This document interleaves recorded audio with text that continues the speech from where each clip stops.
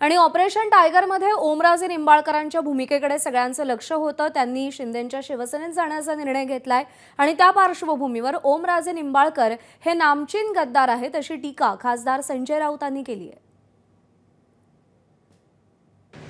तुम्ही ओम निंबाळकरांचं जे नाव घेताय ते एक नामचीन गद्दार आहेत, नामचीन।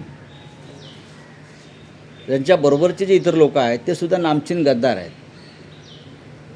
गद्दाराला भूमिका असते हे मी आत्ता ऐकलं। इतिहासामध्ये जे काही बेईमान झाले, गद्दार झाले, मीर जाफरपासून ते आपल्या महाराष्ट्रामध्ये सुद्धा, त्यांना काय भूमिका असू शकते का? नाही ना।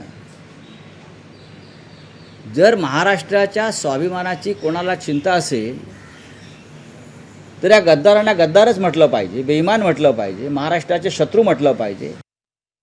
दुर्भाग्यपूर्ण आहे, आम्ही जे दिलं त्यांना ते प्रेमच दिलं। एवढी वर्ष त्यांच्या सोबत उभं राहिलो, परिवार म्हणून सोबत उभं राहिलो, आणि अशा वेळेला सौदा करणं ह्या अशा काही गोष्टींसाठी स्वतःच्या नावाच्या, स्वतःच्या परिवाराचं हे दुःखद आहे।